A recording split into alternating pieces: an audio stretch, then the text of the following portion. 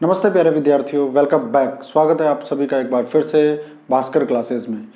तो प्यारे बच्चों, जैसा कि हमें पता है कि 10वीं की बोर्ड परीक्षाएं शुरू हो चुकी हैं और अब उनका जो गणित का पेपर है वो 12 अप्रैल को होगा। तो उसी के लिए मैंने ये वीडियो बनाया है, विशेष रूप से कक्षा 10 के विद्यार्थियों के लिए।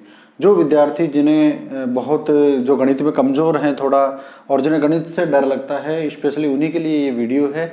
तो आज मैं आपको बताऊंगा जो त्रिकोणमितीय अनुपात होते हैं 0, 30 डिग्री, 45 डिग्री, 60 डिग्री और 90 डिग्री, इनके अनुपातों के आधार पर जो सवाल आते हैं उसमें हमें साइन थीटा, कोस थीटा, इन सब के मानों की आवश्यकता होती है। तो आज मैं आपको बनाना सिखाऊंगा कि ये जो त्रिकोणमितीय अनुपात होते हैं 0 से 90 डिग्री के जो दिए हुए सरल अनुपात हैं, इनकी जो सारणी है वो हम किस तरह से बनाएं। तो बहुत ही आसान तरीके से मैं आज आपको समझाने जा रहा हूँ ये त्रिकोणमितीय के अनुपातों की सारणी। बहुत ही इंपॉर्टेंट है क्योंकि इन्हीं के आधार पर हम मानों को है जो सवालों में रखेंगे और अपने हल को प्राप्त करेंगे। तो चलिए शुरू करते हैं आज का ये वीडियो। बड़ा ही इंटरेस्टिंग होने वाला है, जुड़े रहिए मेरे साथ इस वीडियो के लास्ट तक। और मेरा ये दावा है कि आप इस वीडियो को देखने के बाद में त्रिकोणमितीय जो अनुपातों की सारणी है वो आप बनाना सीख जाएंगे। तो चलिए मैं सिखा रहा हूँ आपको ये सारणी बनाना। ध्यान से स्टेप बाय स्टेप आप देखिएगा। तो सबसे पहले हम लेंगे, मैं बताऊं कि आपको, जैसे साइन ए के मान लेंगे हम 0 डिग्री, 30 डिग्री, 45 डिग्री, 60 और 90 के लिए। ये पहली जो लाइन है साइन ए के लिए। तो साइन ए के यदि मान हमें इन कोणों के मानों के मान प्राप्त हो जाएंगे तो हम बाकी सारणी को बड़ी आसानी से बना सकते हैं। तो मेन चीज़ होती है, बहुत से बच्चे इसको रट लेते हैं। तो रटने पर क्या होता है कि जब भी हम एग्जाम में बैठते हैं तो घबराहट के मारे वो चीज़ भूल जाते हैं। तो उसी चीज़ से बचने के लिए मैं आपको ये विधि बता रहा हूँ। सबसे पहले आपको क्या करना है, साइड में आपको जैसे ये सारणी बना लेनी है। इसके बाद में आपको 0 से लेकर 4 तक की काउंटिंग लिखनी है, गिनती लिखनी है। देखिए किस तरह से 0, 1, 2, 3 और 4, इस तरह से गिनती लिखने के बाद में 0 से शुरू करनी है और 4 तक गिनती लिखनी है। तो यहाँ आप देख पा रहे हो कि हमारे पास 5 संख्याएं हैं, 1, 2, 3, 4 और 5। अब आपको क्या करना है, इन सब में 4 का भाग देना है, यानी डिवाइड बाई 4। 4 का भाग देना है सभी में। 4 का भाग देने के बाद में इन सब को आपको करना होगा अंडर रूट के अंदर, यानी अंडर रूट का चिन्ह लगाना है, वर्गमूल का चिन्ह लगाना है। सभी संख्याओं पर वर्गमूल लगा देना है। इस तरह से वर्गमूल लगाने के बाद में जो संख्याएं कट रही है उनको काट देना है, और जिन संख्याओं का वर्गमूल निकलता है उनका वर्गमूल लिख देंगे, और जिन संख्याओं का वर्गमूल नहीं निकलता है उन्हें हम रहने देंगे अंडर रूट के अंदर। जैसे मान लीजिए मैं कहूँ कि ये दोनों संख्याएं, 4 का भाग अगर मैं शून्य में दूंगा तो मेरे पास शून्य ही आएगा, और जब मैं शून्य का वर्गमूल निकालूंगा तो इसका फाइनली जो आंसर आएगा वो शून्य ही आएगा।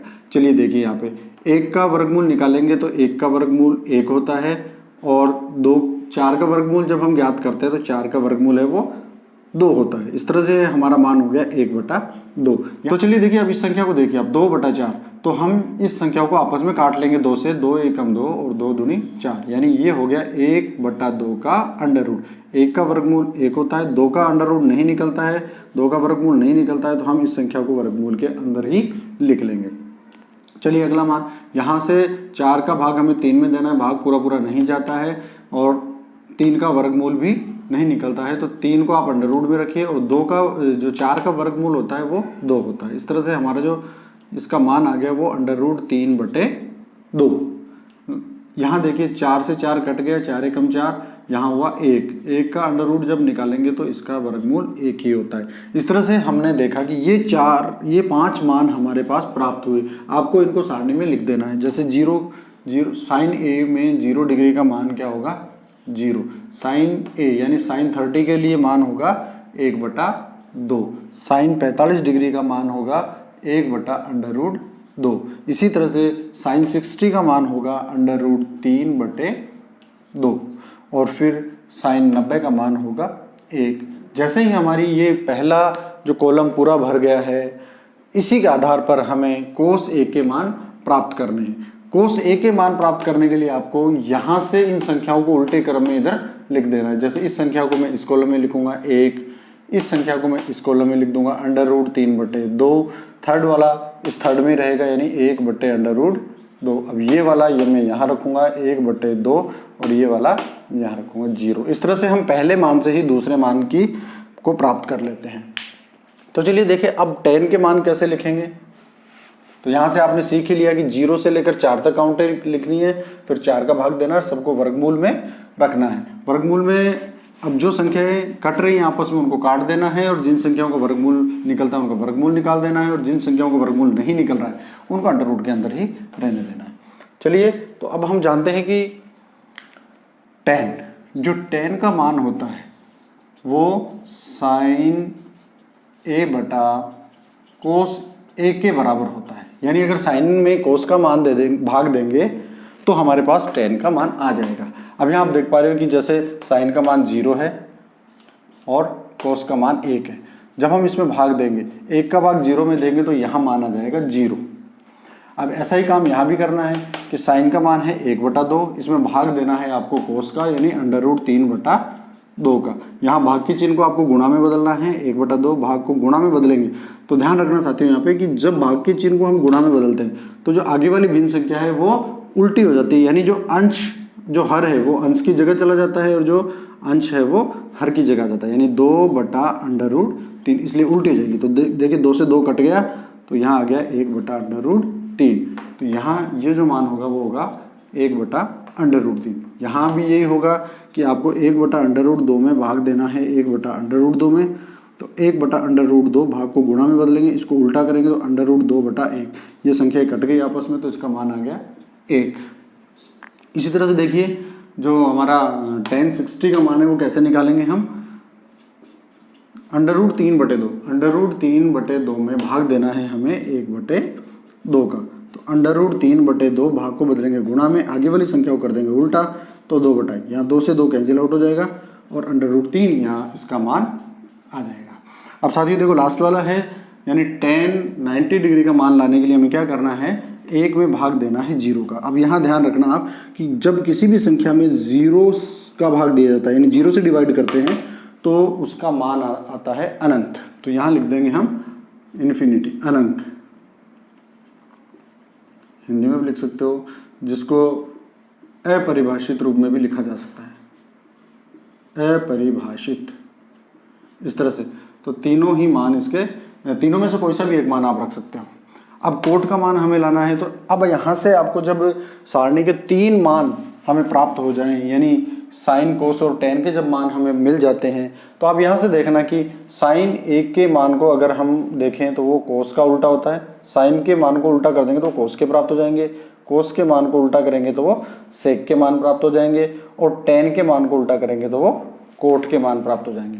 तो कोट के मान प्राप्त करने के लिए देखिए यहाँ से ये वाला जो मान है वो आपको यहाँ रखना है अनंत, यहाँ ये वाला मान यहाँ लिखना है √3, ये वाला मान यहाँ जाएगा 1, ये वाला यहाँ चला जाएगा 1/√3 और ये 0 यहाँ जाएगा। ठीक है साथियों। अब देखो सेक 1 के मान प्राप्त करने हैं तो सेक हमारा क्या होता है, कोस का उल्टा होता है, यानी यहाँ इसको उल्टा करेंगे 1 का उल्टा करेंगे तो 1 ही होगा, और यहाँ √3/2 को उल्टा करेंगे तो 2 ऊपर चला जाएगा, √3 नीचे आ जाएगा, तो ये मान हो जाएगा 2/√3। तो यहाँ देखिए 1/2 है तो इसको उल्टा करेंगे तो ये √2 हो जाएगा, क्योंकि बटे में 1 लिखना या न लिखना दोनों बराबर है। यहाँ 1/2 को उल्टा करेंगे तो ये भी 2 हो जाएगा, यानी 2/1 होगा जिसको हम 2 लिखेंगे। 0 का जो उल्टा करेंगे हम तो ये अपरिभाषित यानी अनंत हो जाएगा। अब देखिए अब कोसेक के मान प्राप्त करने के लिए आप इन मानों को उल्टा कर दीजिए। यहाँ से देखिए अनंत, ये 2, ये वाला मान यहाँ जाएगा √2 और ये मान यहाँ जाएगा 2/√3 और ये मान लिखेंगे हम यहाँ पर 1। तो इस तरह से हम बड़ी आसानी से परीक्षा में इस सारणी को बना सकते हैं और इनसे संबंधित पूछे गए सवालों का जवाब है हम बहुत आसानी से दे सकते हैं। तो जो विद्यार्थी सही से इस चीज़ को नहीं पढ़ पाए हैं, ये वीडियो उन्हीं के लिए है। तो आप बड़े आराम से इस वीडियो को देखिए और सारणी बनाना सीखिए और परीक्षा में इससे संबंधित आने वाले सवालों को बड़ी आसानी से हल कर सकते हैं। तो चलिए हम इसी सारणी के आधार पर किस तरह के सवाल पूछे जाएंगे उसका एक छोटा सा उदाहरण हम देख लेते हैं ताकि आपकी इससे प्रैक्टिस हो जाए। तो चलिए हम देखते हैं इन मानों का जो हमें उपयोग है वो किस तरह से सवाल के अंदर करना है। तो एक उदाहरण के द्वारा मैंने आपको यहाँ समझाने का प्रयास किया है। तो सवाल चाहे कैसा ही हो, चाहे वो भिन्न के रूप में हो, चाहे वो साधारण सवाल हो, चाहे वो स्क्वायर के रूप में हो, तो आपको केवल इसी तरह से मान रखने हैं और उनको कैलकुलेट करना है, उनको सरल करना है। तो चलिए देख लेते हैं। यहाँ पे साइन 60 लिखा हुआ है। साइन 60 का मान आप यहाँ से देखेंगे, साइन वाला कॉलम ये है और 60 डिग्री में जाते हैं तो ये 60 डिग्री का मान, मतलब ये मान है हमारा साइन 60 का, √3/2। देखिए यहाँ साइन और कोस के मान लगातार लिखे हुए, बीच में कोई भी चिन्ह यहाँ चिन्हित नहीं किया गया है, तो इसको हमेशा आपको गुणा मानना है जब कोई चिन्ह नहीं होता है। फिर कोस 30 का मान है, तो यहाँ से देखिए कोस वाला कॉलम ये है, चलेंगे आगे तो 30 ये रहा। कोस 30 का मान है √3/2।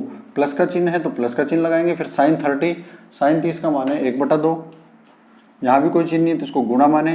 कोस 60 का मान, ये कोस 60 का मान है 1/2। तो यहाँ देख सकते हैं आप कि जब √3 को √3 से गुणा करते हैं तो हमारे पास आ जाएगा 3 और 2 को 2 से गुणा करेंगे तो 4। प्लस का चिन्ह है। फिर देखिए यहाँ अंश को अंश से गुणा करेंगे, 1 को 1 से गुणा करेंगे तो 1 और 2 को 2 से गुणा करेंगे तो 4। यहाँ दोनों के हर समान है, दोनों भिन्न हैं, हर समान है। हर को हम लिखते हैं एक बार, हर को एक बार लिखेंगे और अंशों को ऐसे कैसे जोड़ देंगे। तो अंश में यहाँ 3 प्लस और 1, अर्थात यहाँ पे हो गया 3 और 1 4/4। जब 4 को में 4 का भाग देंगे तो 4 एकम 4, ये हमारा आंसर आ जाएगा। तो विद्यार्थियों, आप बड़ी आसानी से सारणी बनाने के बाद में आप इन सवालों को बहुत ही सरल तरीके से आप इसको हल कर सकते हो और प्रश्न को हल करने के बाद में उसमें पूरे के पूरे मार्क्स आप ला सकते हो। इसके लिए आपको ये ज़रूरी कि सारणी आनी चाहिए। तो मैंने वीडियो में आपको बता दिया कि ये सारणी हम बड़ी आसानी से किस तरह से बना सकते हैं।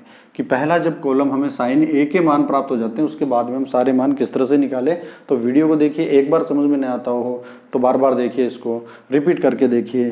तो उम्मीद है आप इससे संबंधित सवाल अच्छे से करके आएंगे। तो बहुत बहुत शुभकामनाएं आपको एग्ज़ाम के लिए। Best of luck. मिलते हैं अगले वीडियो में अगले टॉपिक के साथ। जय हिंद, जय भारत।